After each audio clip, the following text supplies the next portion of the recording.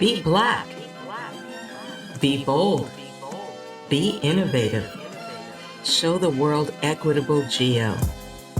We're coming together as a collective to celebrate people of African descent, the diaspora, and talking about geospatial equity and justice. You're listening to the North Star Gaze, a podcast with intimate stories from geo luminaries. Hi, everybody. I am here today with a good friend to North Star, Skye. And we're just coming off the heels of the 2023 homecoming event. And I'm excited for this conversation. And I'm going to turn the mic over to Skye to ask you to introduce yourself and tell us a little bit about how you found GIS. Awesome. Hi, folks. I'm Skye, and I use they, them pronouns. I have been in the GIS field for about 8 years now.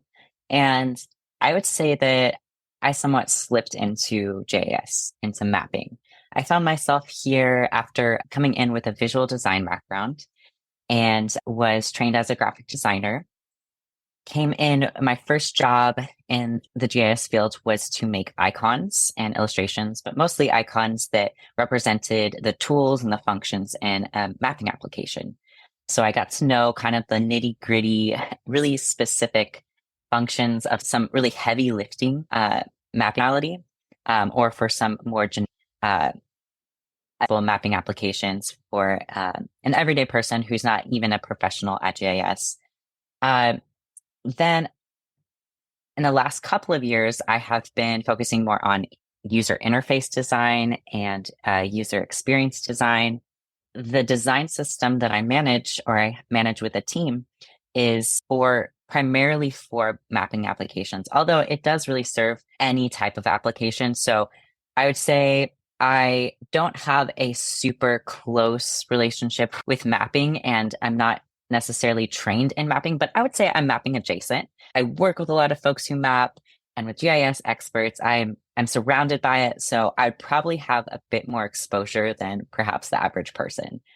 But I myself have lots to learn about GIS and mapping still. That's professionally. Outside of work, I have kind of found myself surrounded by mapping as well. So I spend a lot of time with folks who study and participate in land restoration and native plant habitats and urban farming.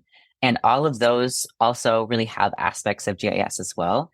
And a few of my friends are working on getting a degree in GIS in those fields, which was really particularly exciting for me to find out, because entering into this industry, I just didn't see my community, right? I assumed that this industry really wasn't for us.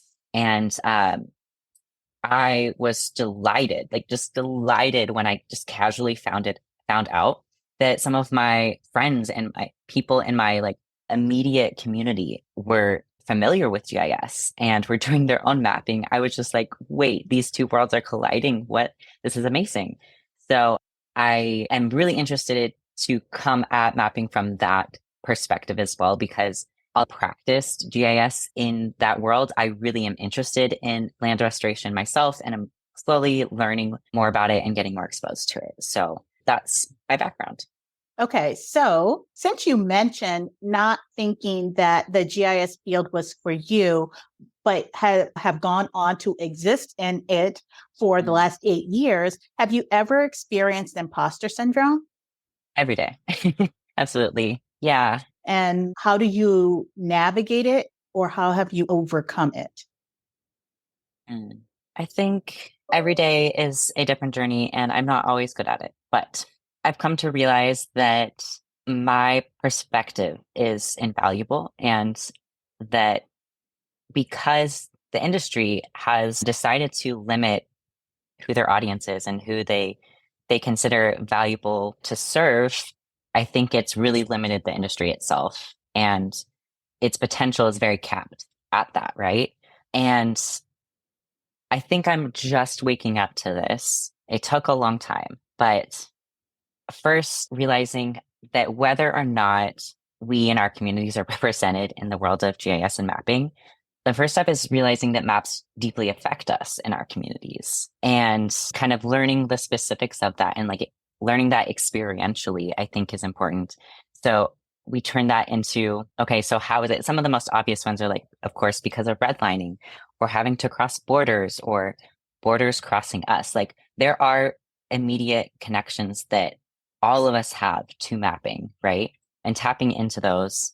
And then you realize, oh, like we have connection to this thing that we didn't know that we have. And therefore we have something to offer. And if the powers in the GIS industry have always used mapping, but we've only seen it to be used to have control over people or enforce control or control over people and land, right? To objectify land. Then we have very few examples of what it looks like to use mapping for anything else. But our imaginations are what is missing, right?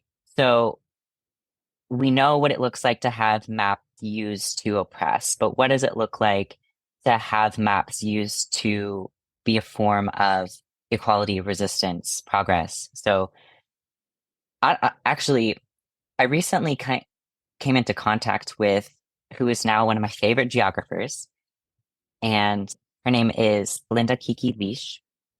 And she said, the map is not inherently good or bad. It is a tool. It depends on how we deploy it. Just how it can be an art of war, it can also be the art of resistance. And I think that was really powerful for me to hear, because if we see the maps only being used one way, it's within the imaginations of people who already have power, then I think it's really hard to believe that like maps can be a force of good and maps can be used against that power and to share power. So anyways, a long-winded way of answering your question is that like first realizing that maps affect me and my community, then realizing that yes, we have experiences and relationships to map, and therefore we have things to offer of how maps can be used differently. Oh, your response was so I'm sitting here shaking my head because I think you answered two questions in one. One is how do you navigate the imposter syndrome that ends up being foisted onto you? And then the impact that maps have on our communities, right? Because I think we're seeing this clash happening with what are you doing with my data? And yet, anytime when I want to access any digital functionality, I must give you access to my data, right? So what's happening with it? And the same happens in the mapping world, because maps have been used as a tool of oppression historically. How do we get people to now trust not just the maps, but the map makers with their most vital information, right? And so we're starting to kind of see this push and pull with people asking, what are you going to do with my data? What are you going to do with my XY coordinates? What are you going to do with my location-based information, right? And so I think that's something I just want to stick a pin in and pause so that people understand the significance that your work has impact, and it has impact on real lives and real communities. And there's ethics that need to be deployed as we are creating and deploying maps. So I'm going to pause there and let that sink in for a second. So Skye, every time we do something with North Star, I think of you and I get a warm feeling. So what is your connection to North Star? Oh, that's so sweet. Because I have the same feeling with y'all. I am just so proud with everything that y'all have done, and I'm so glad to have been a part of it early on. It's the thing that I'm most proud of in my JS career. It's the people that I want to be connected with, the people that are doing JS work that I believe in. And my connection with North Star is I don't remember who introduced me. I think I heard the name around, and I slowly but surely found myself getting involved with ERGs, employee resource groups. And I met some of my really close friends there, and I heard of the group North Star and immediately was super interested. And someone reached out to me to create a logo for North Star. So I jumped at it. I was like, absolutely. I did not feel like, if I'm not super confident in my mapping abilities now, I definitely wasn't confident in any mapping abilities back then, right? So the fact that I could offer a skill of design to that to y'all was so exciting. So that's still my preferred way of being able to offer support is through design, and started to make connections there. And yeah, here we are, some lifelong friends. Well, thank you. Thank you. Thank you for your work. Thank you for your support. Thank you for your presence as a present. Okay. All right. So North Star's mission emphasizes increasing representation in geo fields. Why do you believe that this is essential to GIS roles, to the GIS industry, to the GIS discipline? Yeah, I think that we started to talk on it earlier. I think that the GIS field always has had a history of struggling to connect with people to help people understand why it is powerful. And I think that's because it largely focuses on not everyday people. And so it largely focuses on like people who already know how powerful mapping is.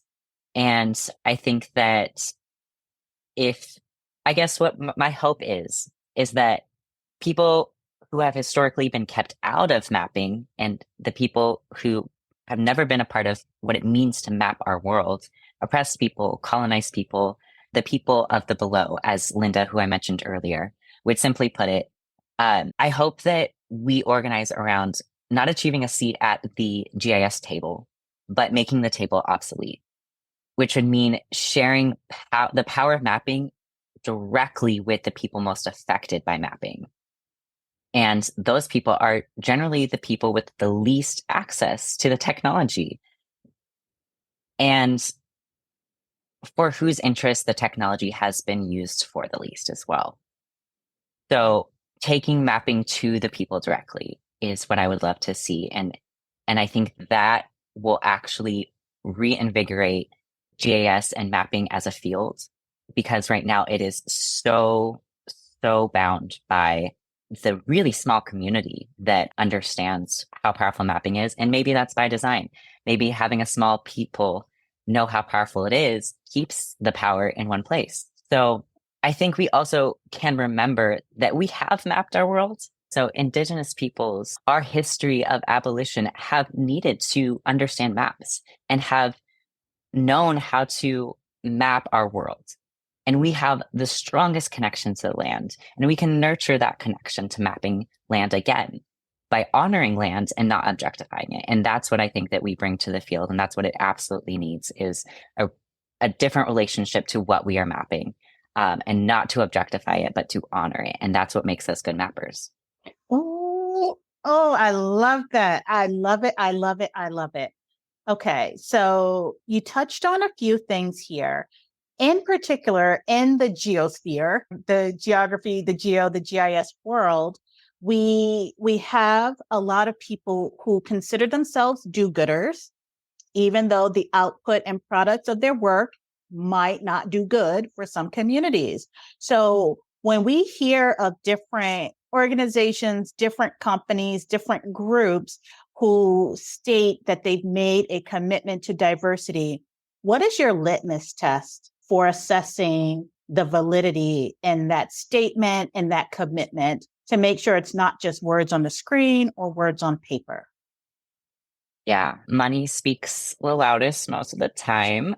So how are you putting money towards those things that you say that you are supporting? And I always love to talk to the people who are most affected by those issues if you have the ability to. So if you can talk to the people like in the company, that's always, I mean, you have to understand like how that conversation is being filtered, of course, but talking to people, the most affected people, understanding how their employee resource groups work.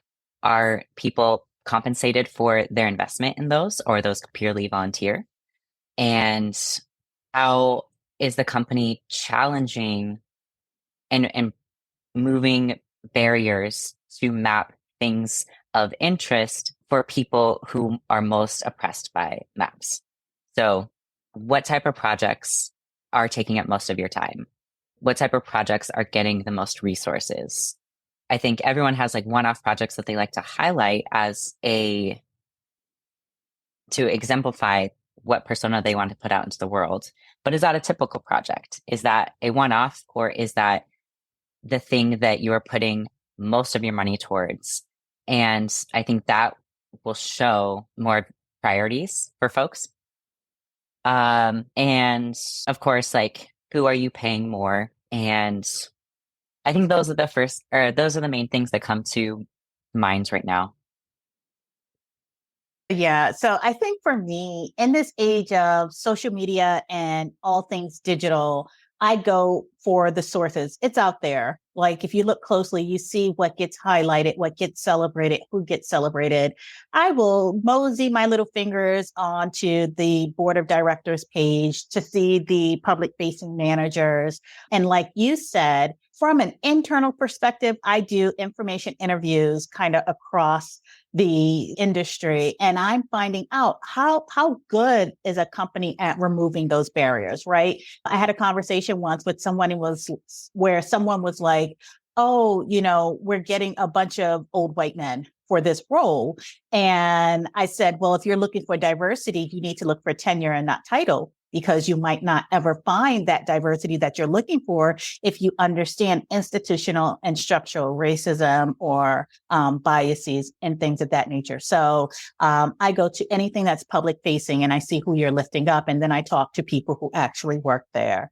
I think post 2020, a lot of people camera shy or really suspect with the rolling back of diversity initiatives, as if a diverse workforce means a workforce that is lacking in quality or value, when it is the exact opposite. That's where innovation stems from. But I'm never going to be one to try to make a business case for why I should exist in spaces. So thank you for that. Okay, resilience or resistance or both? Which is most important to you? Girl, you can't have one without the other. How am I supposed to choose between those two? Man, I think those that resist know that resilience is necessary. And true resistance is not a flare up. It's not a one-time thing. It is a lifestyle. It is a commitment. It is something that we embody. A saying in the trans community is, my existence is resistance. And I think that speaks to both. And something that I resonate a lot with is that my existence as myself and my connectedness to who I am, who we are, I am because we are, is resistance in and of itself. And it as a commitment to the long haul. Yeah. Yeah. It reminds me of the Bayard Rustin story.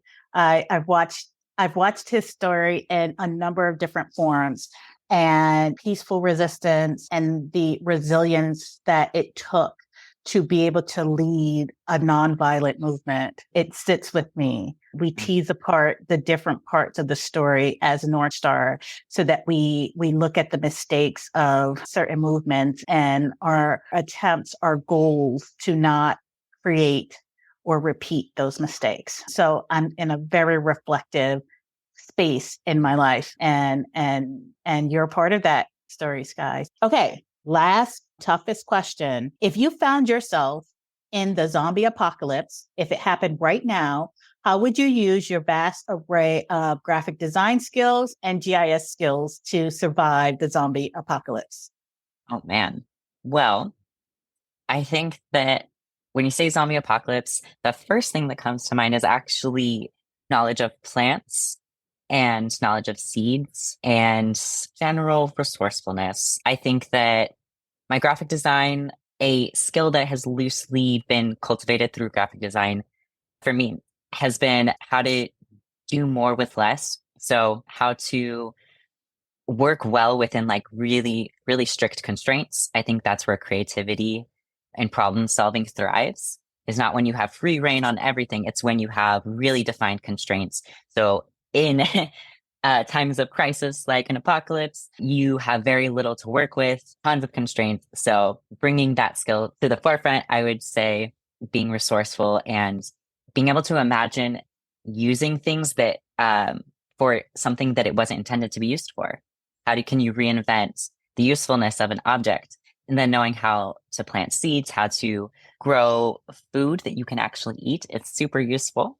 And I think the GIS, being able to have spatial awareness and being able to use that to better understand the land is so helpful. I think that apocalypse or not, like having an awareness of place and of mapping out what is close to you and having a connection to that is so helpful and so useful and important. So yeah, I'm ready. Let's go. Do you have an answer Okay. to that, Aisha, as well? Yes, I do. I do. So I love what you said. One thing resonated with me in particular is the constraints and lack of resources fuels innovation. And so I have answered this question a number of times over the course of the season, and I would intentionally seek out marginalized communities who know how to do more with less. And you're talking about gardening and growing your food. You were speaking to my soul there. Okay, Yes. so that's my answer to that question. So thank you for coming on the North Star Gaze, and thank you for sharing your story with us. Thank you so much for having me. Appreciate it, Aisha. And on that note, thank you to our listeners. I want to thank the sponsors of the 2023 Homecoming Conference event, which was held on Howard University's campus. Thank you, National Geographic Society, National Academy's Gulf Research Program, Mapping Black California, Hope and Heal, and Spatial GIS. We also want to give a special thanks to our guests. Thank you for trusting us with your stories. Shannon, Sandra, Kevin, Margot, Frank, Jen, Dr. Luberz, Carrie, Dr. Graham, Gloria, Michael, Eric, Skye, Nick, Dr. Yaboa Kwarkun, Veronique, and Dawn. We also want to thank Howard University for allowing us to present in the iconic browsing room. And to the North Star team, thank you, Shakanda, Raisha, Clinton, Erica, Yolanda, and our volunteers and student ambassadors. Thank you also to KMG. Audio is produced by Cherry Blossom Production, and I'm Aisha, your host and the executive producer of the inaugural season of the North Star Gaze podcast, which is based on the 2023 Homecoming Conference event.